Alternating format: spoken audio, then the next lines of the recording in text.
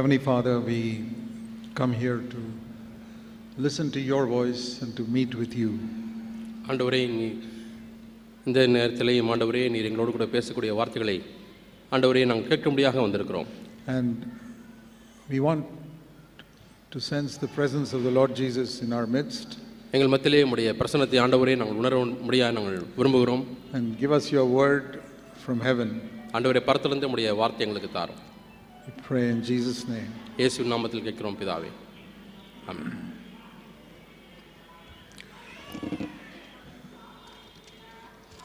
So when Paul wrote his last letter to Timothy, Pavul தீமோத்தேயுக்கு எழுதின கடைசி நிருபம், that is in 2 Timothy chapter 2, 2 தீமோத்தேயு 2ஆம் அதிகாரம், he gave him some very important advice. மிக முக்கியமான ஒரு ஆலோசனையை அவர் சொல்லுகிறார். And one of the things he said was in 2 Timothy 2 verse 15. அவர் சொன்ன ஒரு முக்கியமான காரியம் என்னவென்றால் 2 தீமோத்தேயு 2ஆம் அதிகாரம் 15ஆம் வசனத்தில் வாசிக்கிறோம். He said, work very hard to present yourself approved to God as a workman who does not need to be ashamed. நீ வெட்கப்படாத ஊழியக்காரனாயும் சத்திய வசனத்தை நிதானமாய் பகுத்து போதிக்கிறவனாயும் உன்னை தேவனுக்கு முன்பாக உத்தமனாக நிறுத்தும்படி ஜாக்கிரதையாயிரு. So even though he had worked with Timothy for a number of years, பல ஆண்டுகளாக தீமோத்தேயு கூட சேர்ந்து அவர் ஊழியம் செய்திருந்தாலும், and I'm sure he had given many exhortations to Timothy to seek only to please God, தேவனை மட்டுமே பிரியப்படுத்த வேண்டும் என்று பல ஆலோசனைகளை ஏற்கனவே அவர் கொடுத்திருந்தாலும் கூட, and never to seek to please men, ஒரு காலம் நீ மனிதனை பிரியப்படுத்த முயற்சிக்க வேண்டாம். yet he needed to remind him just before he died, remember to seek God's approval only. ஆனாலும் பவுல் மரிப்பதற்கு முன்பதாக தீமோத்தேயுக்கு இந்த ஆலோசனை கண்டிப்பாக சொல்லியாக வேண்டும் என்று சொல்லி அவர் இந்த காரியங்களை உன்னை தேவனுக்கு முன்பாக உத்தமனாக நிறுத்தும்படி ஜாக்கிரதையாயிரு அல்லது தேவனால் அங்கீகரிக்கப்படும்படி ஜாக்கிரதையாயிரு என்று சொல்கிறார். So that shows that we need to hear that again and again and again. இது நமக்கு என்ன காண்பிக்கிறது? மீண்டும் மீண்டுமாய் இந்த எச்சரிப்புகளையும் ஆலோசனையும் நம்ம கேட்டுக்கொண்டே இருக்க வேண்டும் என்பதை தான் காண்பிக்கிறது. And that is what is written in Galatians chapter 1 verse 10. கலாத்தியர் 1ஆம் அதிகாரம் 10ஆம் வசனத்திலேயும் இதுதான் எழுதப்பட்டிருக்கிறது. In the last part of verse 10, கலாத்தியர் 1ஆம் அதிகாரம் 10ஆம் வசனத்தின் பின்பகுதி, if I try to please men, I cannot be a servant of Christ. நான் இன்னும் மனுஷரை பிரியப்படுத்துவனாய் இருந்தால் நான் கிறிஸ்துவின் ஊழியக்காரன் அல்லவே. It's a tremendous temptation to do things to please men. மனிதர்களை பிரியப்படுத்தி காரியங்களை செய்வதற்கு ஒரு பெரிய ஒரு சோதனையாக தான் இருக்கிறது. You can be in a church and you want to please the elders because then you can get some favor from them.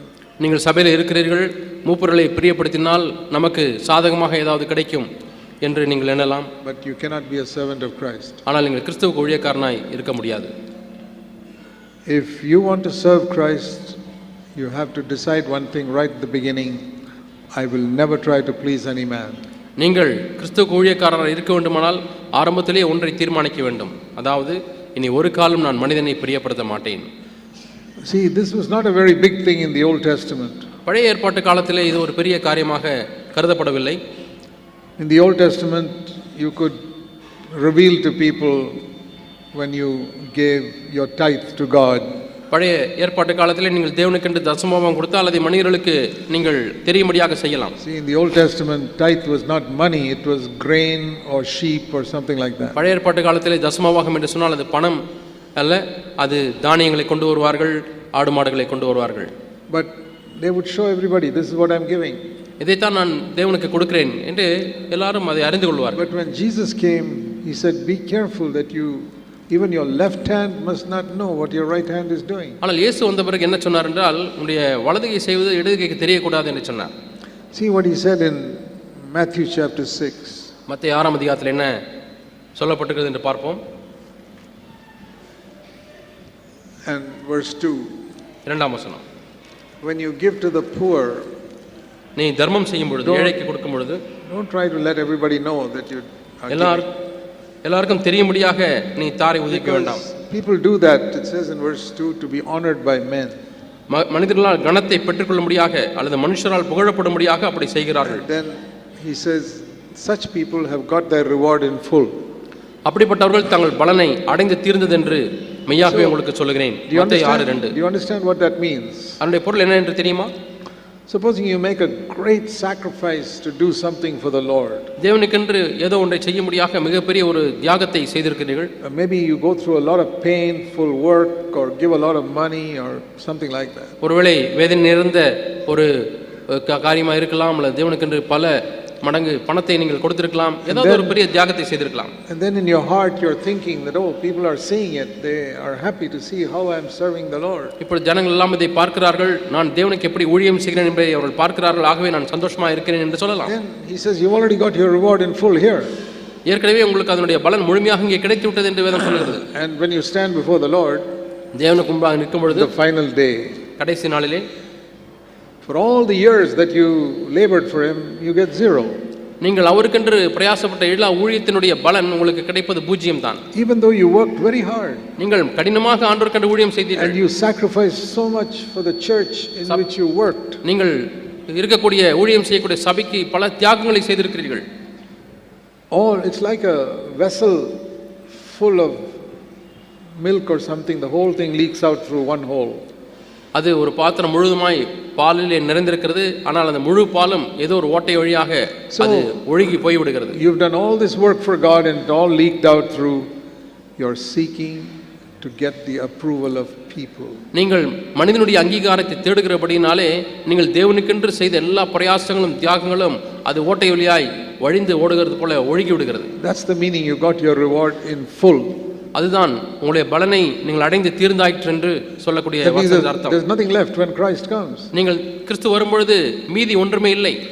Same thing he repeated again in verse 5. அதே காரியத்தை 5ஆம் வசனத்தில் மீண்டுமாய் அவர் சொல்லியிருக்கிறார். When you pray, if you try to impress people with your prayer, நீங்கள் மனுஷர் காணும்படியாக நீங்கள் ஜெபம் பண்ணினால், you got your reward in full now itself. இப்பொழுதே உங்களுக்கு பலன் கிடைத்து விட்டது, அவ்வளவுதான். First of all, that prayer will not be answered. முதலாவதாக அந்த ஜெபத்திற்கு பதில் கிடைக்க போவதில்லை. Please remember this. ஞாபகத்தில் வைத்துக் கொள்ளுங்கள். Most people, when they pray in public, they are not praying to God, they are praying to impress all the people who hear. அநேக மக்கள் ஜெபிக்கும் பொழுது அவர்கள் தேவனிடத்தில் ஜெபிப்பதில்லை, மற்ற மக்கள் என்னுடைய ஜெபத்தை கேட்டு நன்றாக இருக்குது என்று எண்ணிக்கொள்ள வேண்டும். There are many of you who pray in public in the meeting, that's good. இங்கே இருக்கக்கூடிய அநேகர் பொதுப்படையிலே ஜெபிக்கிறீர்கள், அது நல்லதுதான். I also pray in public. நானும் பொதுப்படையிலே ஜெபிக்கிறேன். But if when I am praying I'm thinking more of people listening to me than praying to God, ஆனால் தேவனிடத்தில் ஜெபிப்பதை காட்டிலும் என்னை கவனித்துக் கொண்டிருக்கக்கூடிய மக்கள் எல்லாம் யார் யார் என்று அந்த எண்ணத்திலே நான் முழுகி போயிருப்பேனானால், God will not answer that prayer. அந்த ஜெபத்திற்கு தேவன் பதில் கொடுக்க மாட்டார். You can pray and weep and say Lord bless us, nothing is going to happen. நாம் ஜெபிக்கலாம், அழலாம், ஒன்றும் நடக்காது. Because I'm always thinking, what are people thinking of my prayer? என்னுடைய ஜெபத்தை குறித்து மக்கள் என்ன எண்ணிக்கொண்டிருக்கிறார்கள் என்பதை குறித்தே நான் எண்ணத்திலே நிறைந்தவனாய் இருக்கிறேன். He says in verse 5, you got your reward in full. 5ஆம் வசனத்திலே வாசிக்கிறோம், நீங்கள் பலனை அடைந்து தீர்ந்ததென்று உங்களுக்கு மெய்யாகவே சொல்லுகிறேன். Answered prayer as a reward you won't get because you already got your reward in the honor of men. நீங்கள் மக்களுடைய கனத்துக்காக ஜெபித்தீர்கள், அந்த மக்களுடைய கனத்தை பெற்றுக்கொண்டபடினாலே நீங்கள் ஏறெடுக்கக்கூடிய ஜெபத்திற்கு உங்களுக்கு பதில் கிடைக்காது. A third time he said it in verse 16. மூன்றாம் முறை 16ஆம் வசனத்தில் அதை சொல்கிறார். When you fast, நீங்கள் உபவாசிக்கும் பொழுது, which is a good thing, அது நல்லதுதான், and you let other people know that you are fasting, நீங்கள் உபவாசிக்கிறீர்கள் என்பதை ஜனங்கள் அறிந்து கொள்ள வேண்டும் என்று ஜெபிக்கிறீர்கள், then you got your reward in full. உங்களுக்கு பலன் முழுமையாக கிடைத்து விட்டது.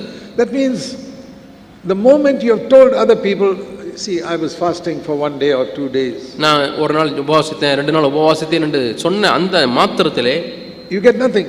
உங்களுக்கு ஒன்றுமே கிடைக்காது. You will not get anything. உங்களுக்கு ஒன்றுமே கிடைக்காது.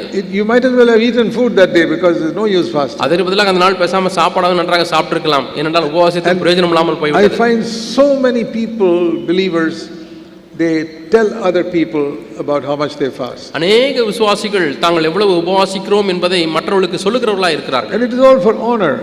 அது கனத்துக்காக செய்கிறார்கள். And like that we can make so many things that we do for the Lord. இது போன்று தேவனுக்கென்று செய்யக்கூடிய அநேக காரியங்களை நாம் மக்களுடைய கனத்துக்காக செய்யலாம். For example, you can serve the Lord somewhere and tell other people about it. ஒரு இடத்துல நீங்கள் ஊழியம் செய்கிறீர்கள், அதை குறித்து மக்களுக்கு சொல்லுகிறீர்கள். The apostles also reported what they did, but they didn't report it for the honor of men. அப்போஸ்தலரும் கூட தங்களுடைய ஊழியத்தை அறிக்கையாக சொன்னார்கள், ஆனால் அதை மனிதனுடைய கனத்துக்காக செய்யவில்லை. They reported it so that people could praise the Lord. ஜனங்கள் தேவனை துதிக்கும்படியாக அதை சொன்னார்கள். So in all these things we find it is not what you do that is important, but why you do it. ஆகவே நீங்கள் என்ன செய்கிறீர்கள் என்பதை காட்டிலும் எதற்காக அதை செய்கிறீர்கள் என்பதே முக்கியம் வாய்ந்தது. Many people think when Christ comes again, I'll be rewarded for what I have done for him. அநேகர் எண்ணுகிறதெல்லாம் கிறிஸ்து வரும்பொழுது நான் அவருக்காக என்ன செய்தேனோ அதற்காக பலனை பெறுவேன் என்று எண்ணுகிறார்கள். No. இல்லை. You'll be rewarded for why you did it. ஏன் அதை செய்தீர்கள் என்பதற்கு தான் பலன் கிடைக்கும். Please remember that all your life. உங்கள் வாழ்க்கை முழுதுமாய் இதை எண்ணத்திலே வைத்துக் கொள்ளுங்கள். Did I do this to get the approval of God, or did I do it for the approval of men? இதை நான் தேவனுடைய அங்கீகாரத்தை பெறும்படியாக செய்தேனா அல்லது மனிதனுடைய அங்கீகாரத்தை பெறும்படியாக செய்தேனா? Now in the Old Testament there was no such thing. பழைய உடன்படிக்கையிலே அப்படிப்பட்ட காரியம் இல்லை. You can do something for the approval of men and still get your reward from God. நீங்கள் மனிதனுடைய அங்கீகாரத்துக்காக ஒன்றை செய்து அப்படி இருந்தும் தேவனிடத்திலிருந்து நீங்கள் பலனை பெற முடியும். For example, somebody brings his tithe of grain or sheep to the temple, the Old Testament. தேவாலயத்திற்கு பழைய ஏற்பாட்டு காலத்திலே தங்களுடைய தானியத்தையும் விலை பொருட்களையும் ஆடு மாடுகளையும் தசம பாகமாக கொண்டு வருகிறார். He is very happy that all people are seeing how much sheep and grain he is bringing. எவ்வளவு ஆடுகளையும் தானியங்களையும் கொண்டு வந்து படைக்கிறார் என்பதை மக்கள் எல்லாரும் பார்க்கும் பொழுது இவருக்கு சந்தோஷமா இருக்கிறது. Everybody thinking I am such a generous man. நான் எவ்வளவு உதாரண குணமுள்ளவன் என்று எல்லாரும் எண்ணிக்கொண்டிருக்கிறார்களே. Giving so much to God. நான் தேவனுக்கு எவ்வளவோ கொடுக்கிறேன். He will get his reward from God. ஆனாலும் அவனுக்கு தேவனிடத்திலிருந்து பலன் கிடைக்கும்.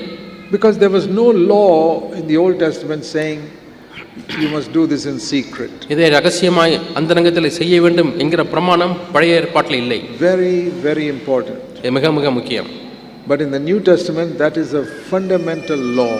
ஆனால் புதிய ஏற்பாட்டில் அது ஒரு கட்டளையாக நமக்கு கொடுக்கப்பட்டிருக்கிறது. That whatever you do for the Lord, as far as possible you must keep it secret. தேவனுக்கென்று எதை நீங்கள் செய்கிறீர்களோ முடிந்தவரை அதை நீங்கள் ரகசியமாக வைத்துக் கொள்ள வேண்டும். Then only you can be approved by God. அப்பொழுது மட்டுமே நீங்கள் தேவனால் அங்கீகரிக்கப்பட முடியும்.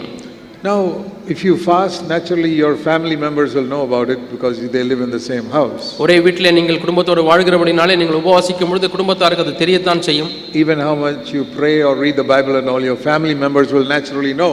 நீங்கள் வீட்டிலே ஜெபித்தாலும் வேதத்தை வாசித்தாலும் உங்கள் குடும்பத்து அங்கத்தினர்கள் அதை அறிவார்கள். That you can't avoid it. அதை தவிர்க்க முடியாது. But as far as possible you must not let other people know. ஆனால் கூடுமானவரை மற்றவர்கள் அதை அறியாது இருப்பதற்கு நீங்கள் முயற்சிக்க வேண்டும். Whatever you do, நான் என்ன செய்தாலும் don't let anybody know any sacrifice that you made in secret for the Lord. தேவனுக்கென்று அந்தரங்கத்திலே நீங்கள் செய்த எந்த ஒரு தியாகத்தையும் மற்ற மக்கள் அறிய வேண்டாம். If you help somebody, keep it quiet. நீங்கள் யாருக்கும் சொல்லாமல் அமைதியா இருங்கள்.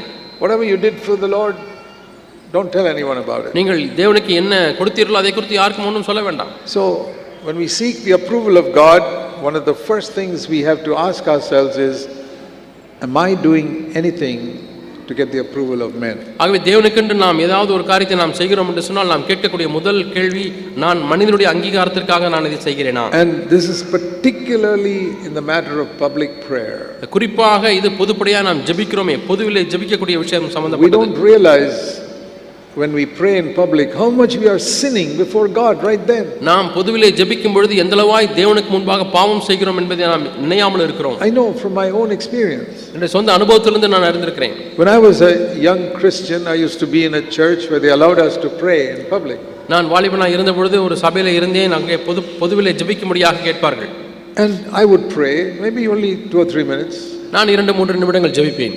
But I was very conscious, oh, other people are listening to my prayer. இந்த ஜெபத்தை எல்லாரும் கேட்டுக்கொண்டிருக்கிறார்கள் என்பதை குறித்ததான உணர்வு எனக்கு முழுமையாக இருக்கும். I had to make my prayer very impressive. என்னுடைய ஜெபமானது மிகவும் கவர்ச்சிகரமாக இருக்கும்படியாக நான் செய்ய வேண்டும். But in my room when I knelt down before God, then I would really pray from my heart.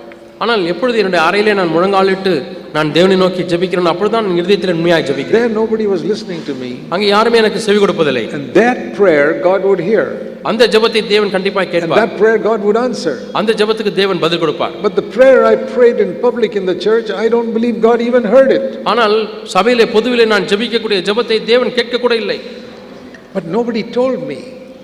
எனக்கு யாருமே இதை குறித்து சொல்லவில்லை. In the church nobody preached what I am preaching now. இப்பொழுது நான் பிரசங்கிக்கக்கூடிய காரியங்களை அந்த நாட்களிலே நாங்கள் எந்த சபையிலும் நான் கேட்டதில்லை. Because those elders in that church did not have light that people are praying for the honor of men.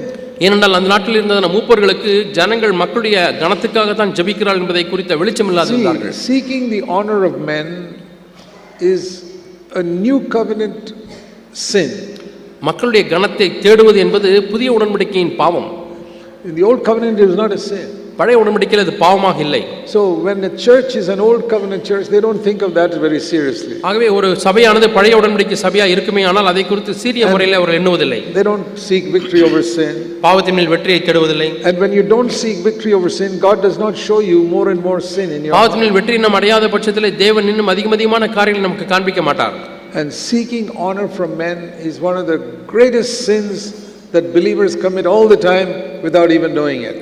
ஆகவே மக்கள் தெரியாமலேயே செய்யக்கூடிய பெரிய ஒரு பாவம் என்னவென்றால் மக்களுடைய கனத்தை தேடுவது. See, if you are having a dirty thought, you know it immediately. உங்களுக்கு ஒரு அசுத்தமான சிந்தை வரும் என்று சொன்னால் உடனே அது தெரியும். You get angry, you know it immediately. உங்களுக்கு கோபம் வந்தால் உடனே தெரியும். Even if you have a bitterness against somebody, you know it immediately. யார் மீதாவது கசப்பு இருந்தால் கூட உடனே நாம் அறிந்து கொள்கிறோம். But you can get up in a meeting and pray for 5 minutes and not even realize that that entire 5 minutes you are sinning. அந்த கூட்டத்திலே நீங்கள் எழுந்து நின்று 5 நிமிடம் ஜெபிக்கிறீர்கள். நீங்கள் அந்த 5 நிமிடம் பாவம் செய்கிறீர்கள் என்பதையே நீங்கள் அறியாமலே இருக்க முடியும். You think it's a wonderful prayer. அருமையான ஜெபம் என்று நீங்கள் எண்ணலாம். How are you sinning? ஆனால் பாவம் செய்து கொண்டிருக்கிறீர்கள். How are you? எப்படி பாவம் செய்கிறீர்கள்? Throughout the 5 minutes you're saying things hoping everybody is impressed. அந்த 5 நிமிடம் ஜெபித்த நேரம் முழுவதுமே நீங்கள் மக்களை கவரும்படியாக ஜெபித்தீர்கள். So here in this conference we are thinking of being approved by God. ஆகவே நாம் இங்கே பார்க்கிறது போல தேவனாலே அங்கீகரிக்கப்படுதல் எப்படி? So think of this particularly. ஆகவே குறிப்பாக இதை குறித்து எண்ணி பாருங்கள். And if we ask God to give us light, தேவனே எனக்கு வெளிச்சம் தாரும் என்று கேட்போமானால் He will give us light. அவர் நமக்கு வெளிச்சம் தருவார். I know He gave me light. எனக்கு அந்த வெளிச்சத்தை நான் பெற்றுக்கொள்கிறேன். A time came quite soon when I was young, when I realized, oh, I prayed that to impress people, not to pray to God. நான் வாலிபனா இருக்கும் பொழுது ஆண்டவரே இந்த ஜெபத்தை நான் மக்களை கவருவதற்காக தான் செய்தேன். தேவனே உம்மை நோக்கி நான் செய்யவில்லை என்று உணர்ந்தேன். I would say, Lord, I don't want to do that. ஆண்டவரே இதை நான் செய்ய விரும்பவில்லை. And the next time I would pray, அடுத்த முறை நான் ஜெபிப்பேன். I would try my best to pray to God. நான் என்னை கழுவிக்கொண்டு எப்படியாவது தேவனை நோக்கி ஜெபிக்க வேண்டும் என்று நான் ஜெபிப்பேன். Not be conscious of anybody in the room. அங்கே இருக்கக்கூடிய யாரை குறித்தும் எண்ணாதபடிக்கு தேவனை மாத்திரம் நோக்கி ஜெபிக்கும்படியாக முயற்சிப்பேன். But still I found I was trying to impress people. ஆனாலும் நான் மக்களை கவரும்படியாக ஜெபித்ததை நான் பார்க்க முடிந்தது. Then I would go home and repent.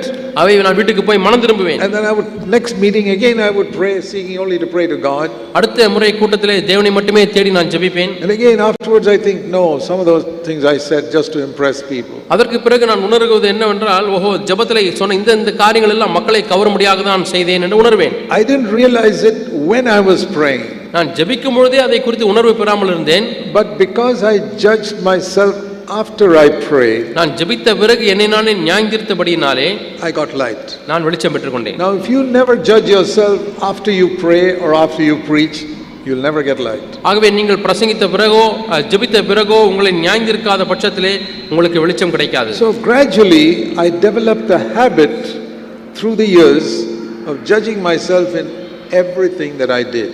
ஆகவே நான் நாட்கள் செல்ல செல்ல நான் செய்த ஒவ்வொரு காரியத்தையும் நான் அதற்கு பிறகு நியாயந்தீர்த்து பார்ப்பதை என்னுடைய பழக்கமாக்கிக் கொண்டேன். I would ask myself one question. நான் என்னை பார்த்து ஒரு கேள்வியை கேட்பேன். Why did I say that? ஏன் நான் இதை சொன்னேன்? Why did I add this in my prayer? என்னுடைய ஜெபத்திலே இந்த காரியத்தை ஏன் நான் கூட்டி சேர்த்து கொண்டேன்? Even when I read a letter or an email to somebody, why did I add this sentence? நான் சிலருக்கு இமெயில் எழுதும் பொழுதோ அல்லது கடிதம் எழுதும் போதோ இந்த ஒரு குறிப்பிட்ட வாக்கியத்தை நான் ஏன் சேர்த்தேன் என்று நிதானிப்பேன். Why this extra sentence? இந்த அதிகப்படியான அந்த வாசகத்தை ஏன் நான் சேர்த்தேன்? Was that just to impress them that I am doing something for God? நான் தேவனுக்கு ஒன்று செய்கிறேன் என்பதை மக்களுக்கு கவர்ச்சியாக அது மாக்க முடியாது அப்படி செய்கிறேனா? And I would sometimes realize it only after I've sent the email or the letter. சில சமயத்திலே அந்த இமெயிலையோ லெட்டரையோ அனுப்பிவிட்ட பிறகு அந்த உணர்வடைவேன். Then I would go before God and say, Lord, forgive me. I sought the honor of men again. நான் மீண்டுமாய் தேவனுடைய சமூகத்திலே சென்று ஆண்டவரே என்னை மன்னியும், நான் மீண்டுமாய் மனிதனுடைய கனத்தை தேடிவிட்டேன் என்று சொல்லுவேன். That happened to me hundreds of times. இது எனக்கு நூற்றுக்கணக்கான முறைகள் நடந்திருக்கிறது. But you know what happened? என்ன நடந்தது தெரியுமா? As I judged myself. என்னை நான் நியாயந்தீர்த்தபடினாலே, இப்படி நியாயந்தீர்த்தபடினாலே, it's like peeling off one layer of the onion after the other. அந்த வெங்காயத்தினை ஒரு தோலை உரித்த பிறகு இன்னொரு தோல் peeled it. That onion became thinner and thinner. அந்த வெங்காயத்தை உரிக்க அது சிறிதாய் மாறிக்கொண்டே போகும். That it almost completely disappeared. அதற்கு பிறகு அது முற்றிலுமாய் மறைந்து விடுகிறது. Then you come to the life where you live before God's face alone. தேவனுடைய முகத்துக்கு முன்பாக மட்டுமே வாழக்கூடிய ஒரு வாழ்க்கைக்குள்ளாய் நாம் வருவோமானால், and then what happens is you become very conscious of the presence of Jesus wherever you go. எங்கே சென்றாலும் நீங்கள் தேவனுடைய சமூகத்தை குறித்ததான உணர்வை பெற்றிருப்பீர்கள்.